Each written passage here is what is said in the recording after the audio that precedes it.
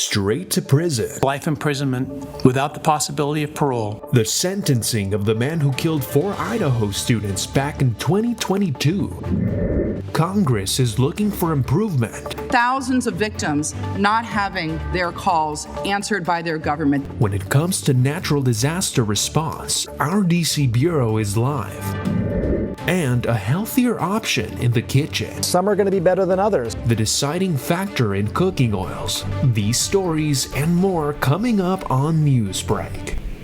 Good morning, South Florida. Thanks for joining us. I'm Nicolette Esper. I'm Cassie Martinez. Today is Thursday, July 24th, 2025. Live from the Lee Caplin School of Journalism and Media in North Miami, this is Caplin News. Case closed in a saga that shocked the nation. Yesterday, Brian Koberger, the man accused of killing 4 University of Idaho students in 2022, was sentenced to serve life in prison without the possibility of parole. Earlier this month, he pleaded guilty to 4 counts of murder and 1 count of burglary as part of a plea deal that removed the death penalty. Caplin News reporter Paola Siriano is in the control room with more on Wednesday's sentencing. Almost 3 years after the brutal murders of 4 University of Idaho students, Brian Koberger has been sentenced to life in prison without the possibility of parole. Inside the courtroom, families spoke through pain, anger, and even forgiveness, confronting the man responsible for their loss. I sentenced the defendant to a fixed term of life imprisonment without the possibility of parole. Brian Koberger sat emotionless as the judge read his sentence. The 30-year-old former PhD student of criminology sentenced to life without parole for murdering Xana Kernodle, Ethan Chapin, Madison Mogan, and Kaylee Gonsalves in their off-campus home in November of 2022. No parent should ever have to bury their child. This is the greatest tragedy that can be inflicted upon a person. Victim impact statements covered a range of emotions from forgiveness, Brian, I'm here today to tell you I have forgiven you, to remorse. Why me? Why did I get to live and not them? To unadulterated anger. The truth is, you're as dumb as they come. Speaking directly to Koberger, the sister of Kaylee Gonsalves called him stupid, clumsy, and weak. If you hadn't attacked them in their sleep, in the middle of the night, like a pedophile, Kaylee would have kicked your ass. Starting Tuesday night, crowds camped outside Idaho's Ada County Courthouse for the chance to attend Koberger's sentencing hearing, gathering around a shared grief. It's important to be here for the families of the victims. Koberger was given an opportunity to address the court, but only said 3 words. I respectfully decline. One prosecutor says he hopes the community can now heal. We have finality and conclusion, not just for the families, but for everyone who suffered because of this. Berger offered no explanation, and to this day, investigators say they found no motive or no connection to the victims. While justice may feel out of reach for some, many hope this sentence brings a measure of closure. For Caplin News, I'm Paola Siriano. New body cam footage shows the Jacksonville police punching and dragging a college student from his car during a traffic stop. 22-year-old William McNeil's video of the arrest captured on his phone went viral months after the incident, causing the sheriff to open an investigation. The sheriff said a probe by the state attorney's office clears the officers of any criminal wrongdoing, but famed attorney Ben Crump and civil rights activists have criticized the finding. No, I didn't do nothing wrong.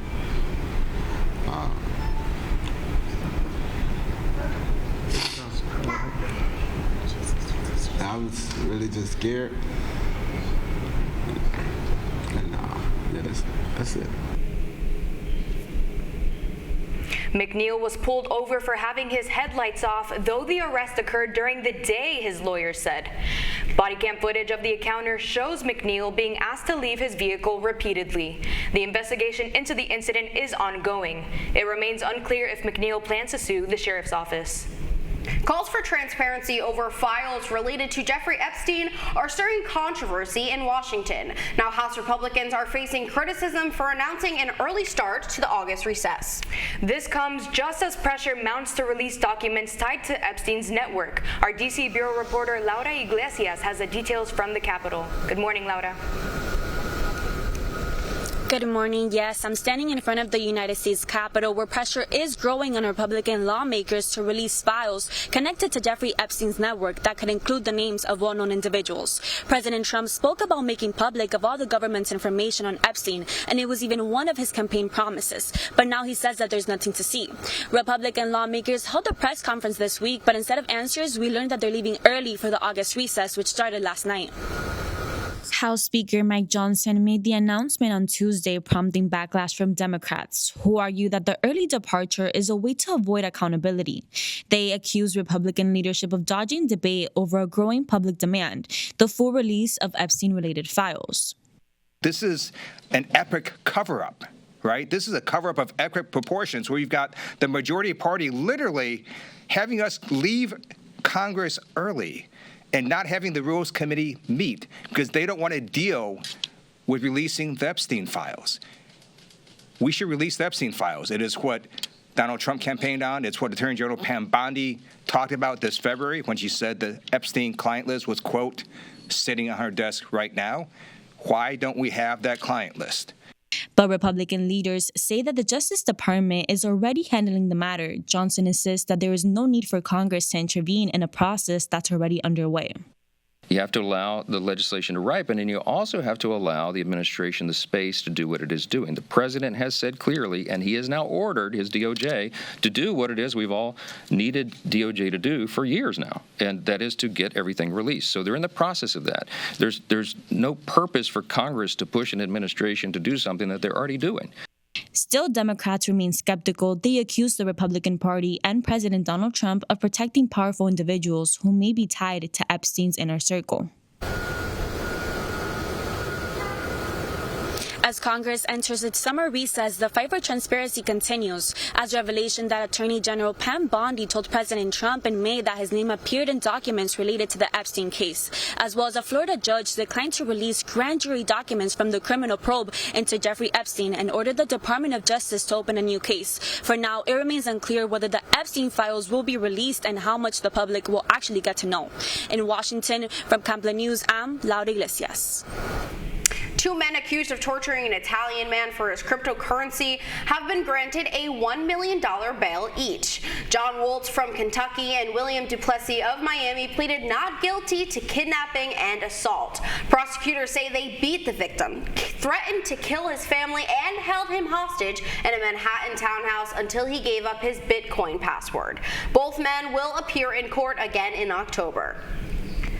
President Donald Trump is set to tour the Federal Reserve building in Washington, D.C. this afternoon. The visit focuses on Central Bank's $2.5 billion renovation project. The White House says the project has gone over budget and may violate planning requirements.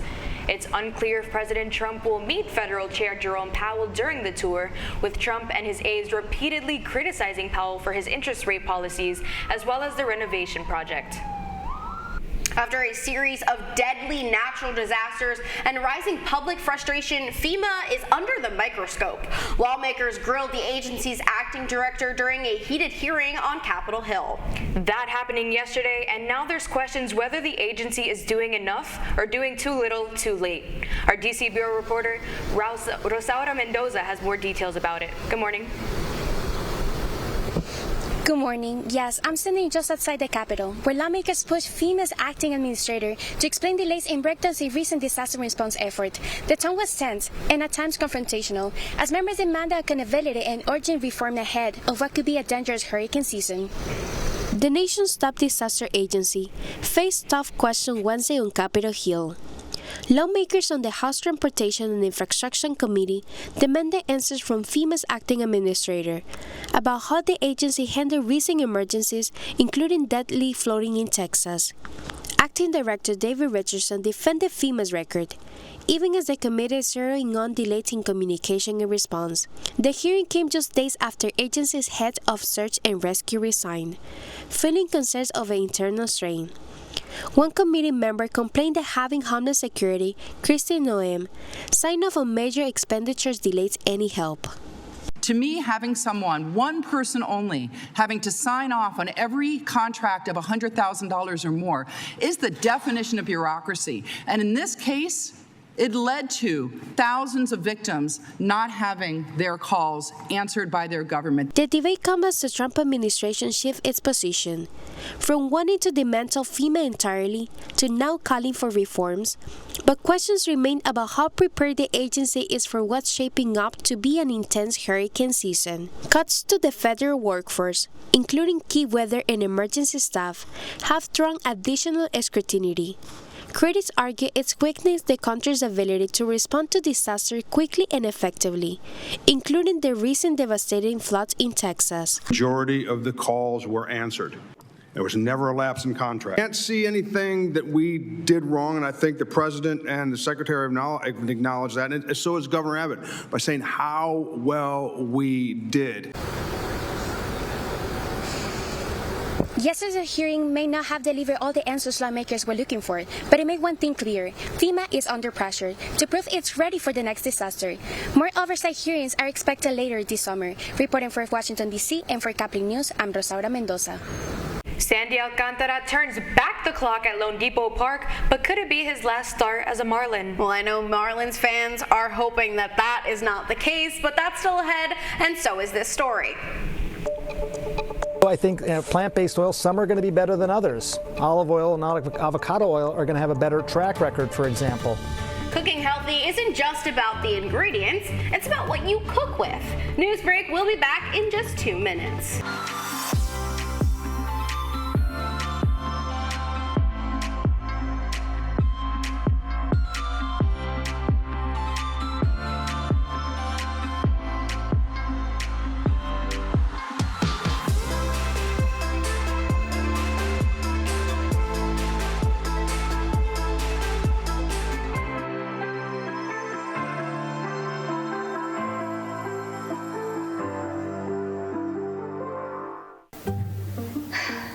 Really use a new tablet. I just don't have the money. Let me ask you something. Do you have a Pell Grant? Yes. You do know you can get a free tablet, right? Did you say free? Yeah, free. It's simple. And the application is done in the store. I could really use a tablet. Get one. Another satisfied customer. Stop by Pantotech in the Graham Center at FIU MMC today to speak with one of our associates to get your free tablet. Type 2 diabetes can have a big impact on your life. But how can it be prevented? Well, the first step is knowing if you have something called prediabetes. Take the 1-minute risk test today at doihaveprediabetes.org.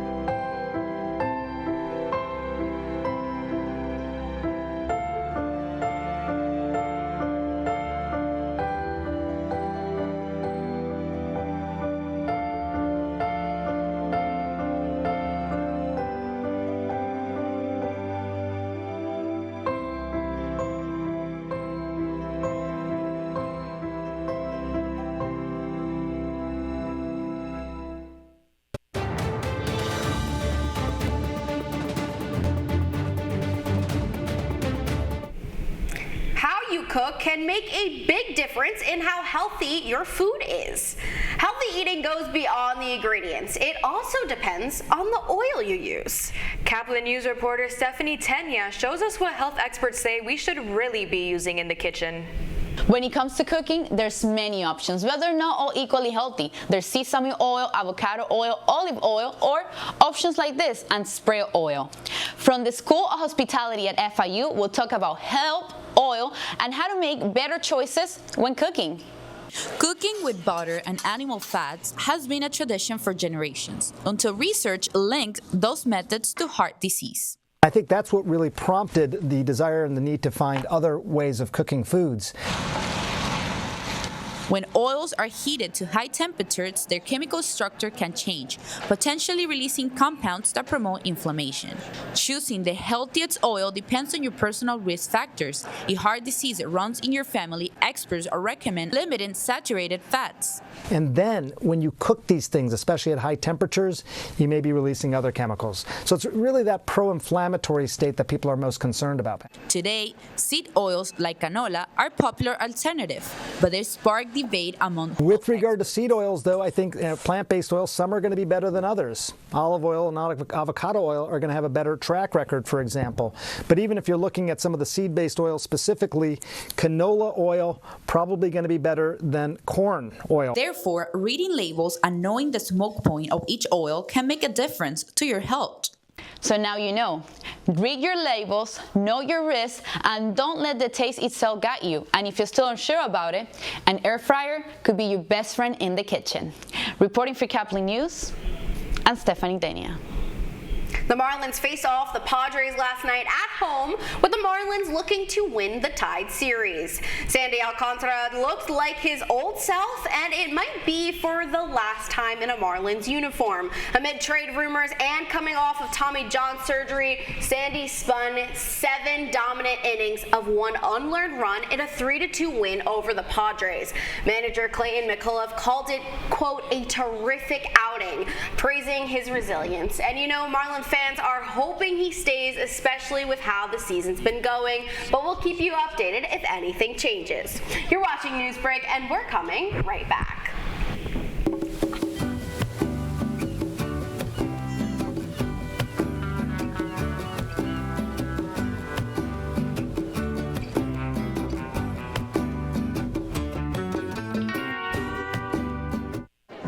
The black truck? Hey, Christina from accounting. Yeah, hi. Hey, I used to date a girl named Christina. Oh, really? Yeah, and then she dumped me for my best friend. You want to see some photos of them that I took? I don't. I thought we talked about this, buddy. Buzz and overshared again? Yeah. Yeah. I'm gonna call a car. That's a smart idea. So yeah, I know, that's why I did it. Hey, you're gonna get back to the top of the mountain. Does that mean I'm gonna get back with Christina? No. Oh. No.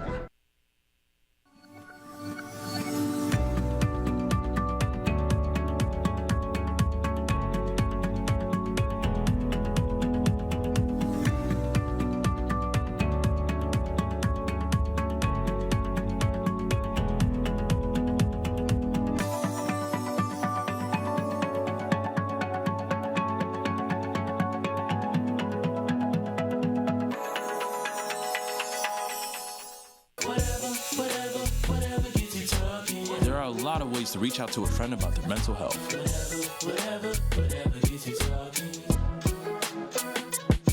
Learn how you can help at seizetheawkward.org. Bill is a family man. He invests his money wisely and provides a good life for his children. Just one problem. He often opens emails from senders he doesn't know, and his computer is not password protected. One day, Bill checked his bank account and 94% of malware attacks originate from emails. Don't be like Bill. Take your cybersecurity seriously. That's all the time we have for Newsbreak. I'm Cassie Martinez. And I'm Nicolette Esper. Get more news anytime at caplanews.fiu.edu.